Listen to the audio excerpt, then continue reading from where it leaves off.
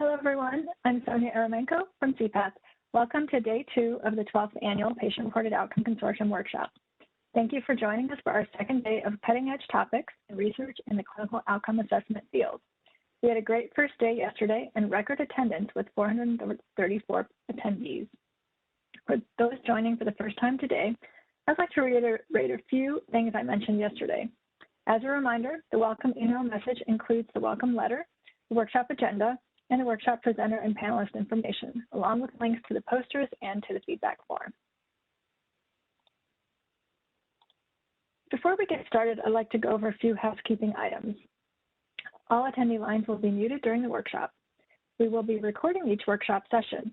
These recordings will be available on the c-path website on the PRO Consortium webpage, along with the slides by the end of May. Feel free to share them with your colleagues who are unable to join us over these past 2 days. We will not be using Webex's Q&A function for the workshop.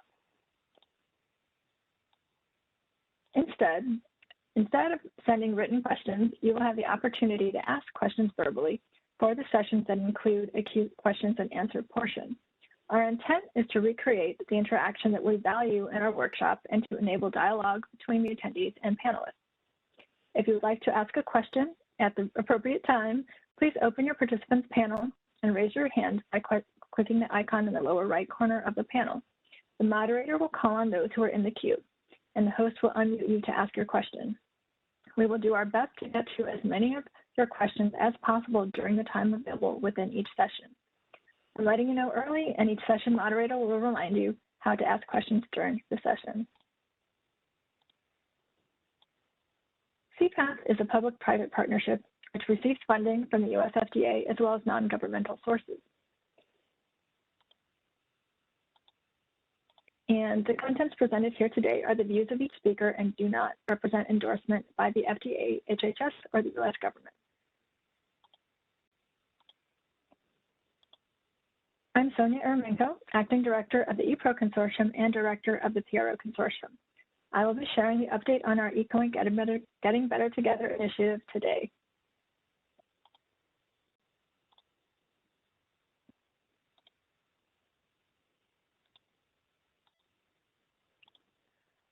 Okay, so today's presentation will cover the following.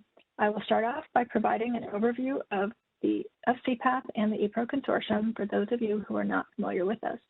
Next, I'll present several important collaborations between the ePRO Consortium and PRO Consortium, specifically the eCOA Getting Better Together initiative and the COVID-19 risk assessment and mitigation strategies, which are recommendations that we disseminated at the start of the pandemic in 2020.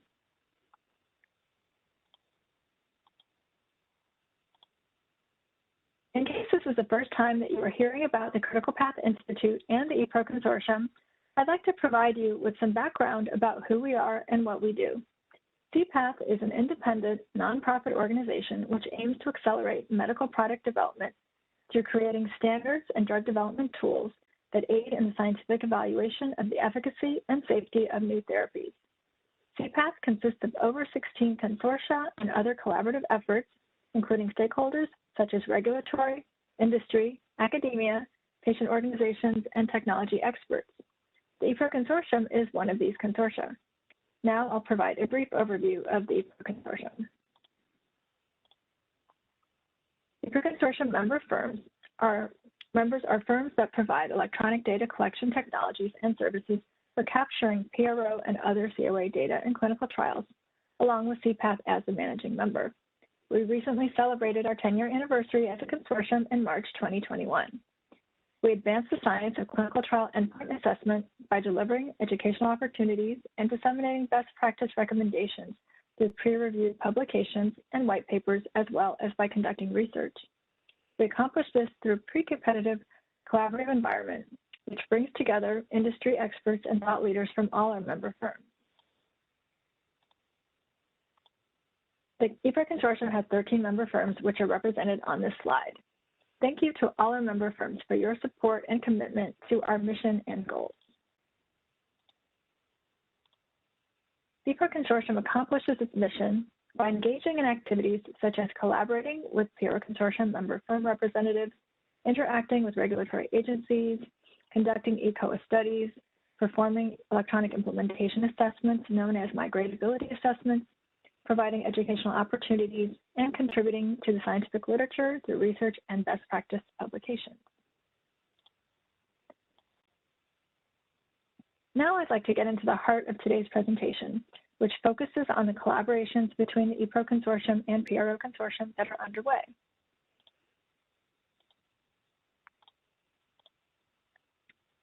First, I'd like to provide an overview of the eCOA Getting Better Together initiative.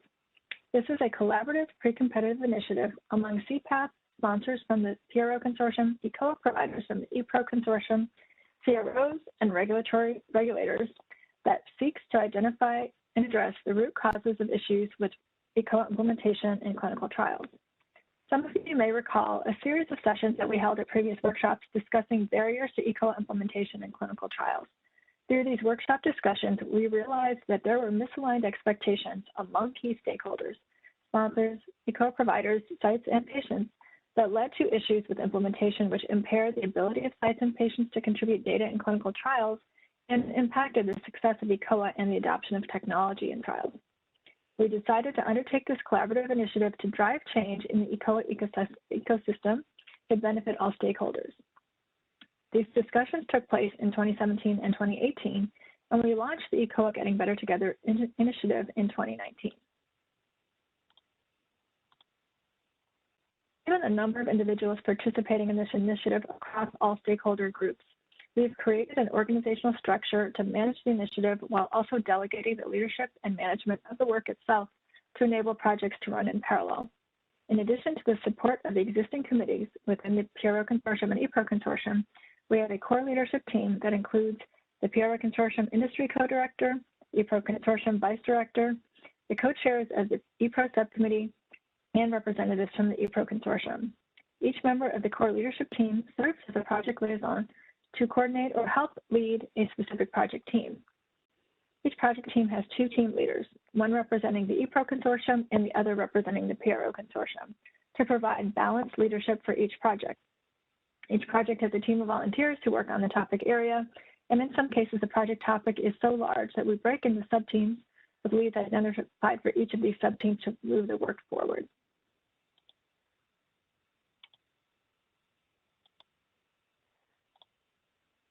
It was a daunting task to take the list of issues identified during those workshop discussions and create a coherent strategy to address them.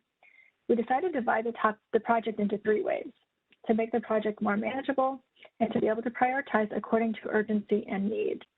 We identified 5 topics under Wave 1 as either foundational topics or topics that were already underway and fit the rubric of getting better together, collaborations. I will briefly describe each of these topics and provide an update on their status. We launched Wave 1 in June of 2019. Topic 1 is eCOA Lexicon.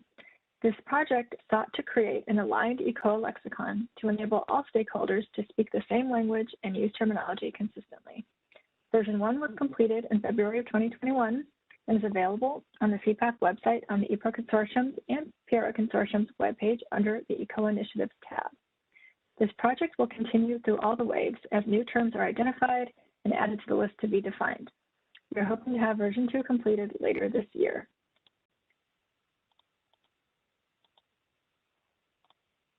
Topic 2 is eCOA process, workflow, and roles and responsibilities. The objective was to define an eCOA workflow aligning expectations for successful eCOA strategy development and deployment, and also to clarify roles and responsibilities for all stakeholders involved. Deliverables consist of 4 documents: abbreviations, roles, process step table, and a workflow. Version 1 was completed in February 2021, and these documents are available on the web pages referenced here.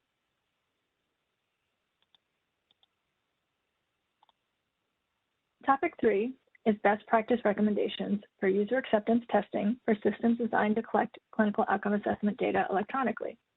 User acceptance testing, or UAT, has been a challenging area for sponsors and eCOA providers, and this manuscript provides best practices from both perspectives to support this process as a necessary step to ensure the ecosystem is functioning well and will provide high-quality data. This manuscript is completed and is in the process of being submitted to Therapeutic Innovation and Regulatory Science for publication consideration.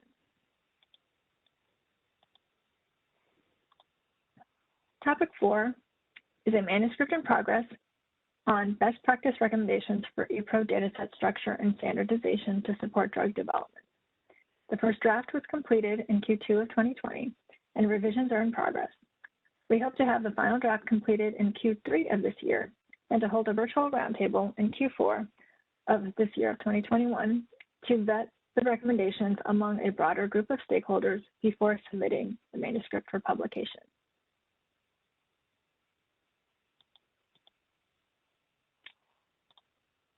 And topic 5, the last topic in wave 1, is best practice recommendations for changing eCOA data. This project team is working on a manuscript to define the problem and outline the best practices for handling requests from investigators to change PRO and other COA data during a clinical trial. It includes core principles as well as the processes for carrying out these requests when warranted. This is a collaboration with the eClinical Forum, who joined the project team in October of 2020. So as we wrap up projects under Wave 1, we are starting to roll out topics in Wave 2. And this slide shows you the current 4 topics in Wave 2. Priority 1 and 2 topics were launched in Q1 of 2021, and I'll address them on the next few slides. Priority 3 will be data management. Its objective is to develop best practice recommendations with a particular focus on collaboration among sponsors, CRO, and eCOA partners. Priority 4 will be site readiness and training, where the project team will leverage the outputs previously developed in the course of a manuscript as well as a forum at the 2019 DIA meeting to address site and patient training, and will work to enhance these published best practice recommendations. The launch dates are targets, as we will only be able to take on priority 3 and 4 after we complete the existing Wave 1 topics that are still in progress.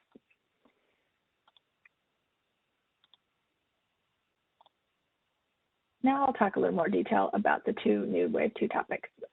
Wave 2 Topic 1 launched in January of 2021, and its objective is to develop best practice recommendations to support flexibility in PRO data collection in terms of both timing and mode to reduce burden on study participants and sites while still meeting regulatory requirements.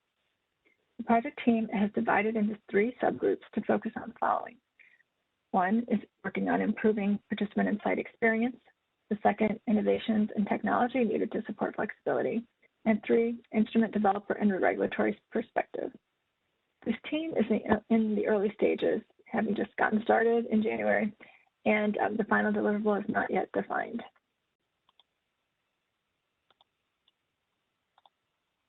Wave 2 Topic 2 is Bring Your Own Device, or BYOD.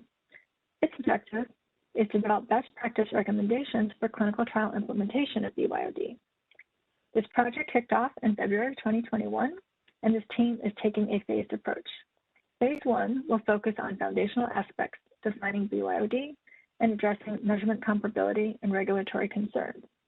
Phase 2 will address operational aspects and implementation of BYOD in clinical trials. The final deliverable will be a webinar and a peer-reviewed manuscript.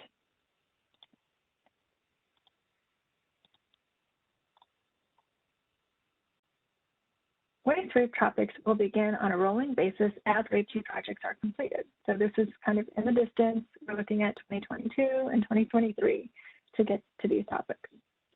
The slide includes topic descriptions at a very high level, and these are not necessarily in priority order. As we get closer to beginning work on them, the leadership team will reassess priorities. The topics include alignment on RFP processes and documentation, design requirements, data transfers, eCOA compliance thresholds, and approaches to optimizing timelines and efficiencies for eCOA deployment.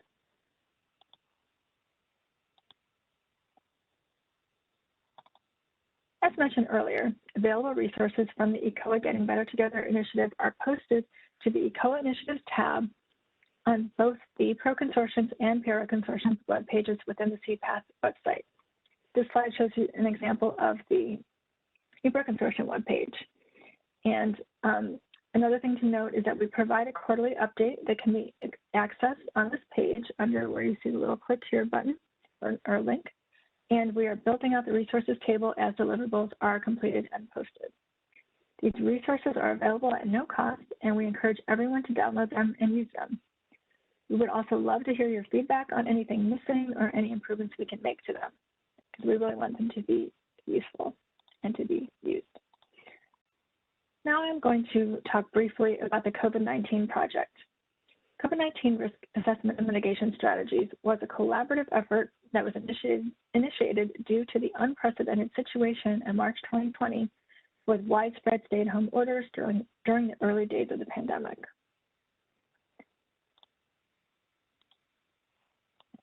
Over 4 weeks, from March to April 2020, member representatives from both consortia participated in a series of teleconferences brainstorming suggestions for the assessment of risk and mitigation strategies for their firms. The result of this collaboration was a slide presentation which focused on the challenges of capturing PRO data originally intended to be collected electronically at study sites. The intent was to facilitate continued collection of PRO data in these trials when the study was able to continue despite the pandemic, and to discuss alternatives to in-person data collection that could be implemented. The group worked through pros and cons of these alternatives and consulted regulatory and ethics documentation regarding those important considerations. The recommendations were initially released in April 2020 and then updated in June 2020 after feedback from FDA and other stakeholders was received.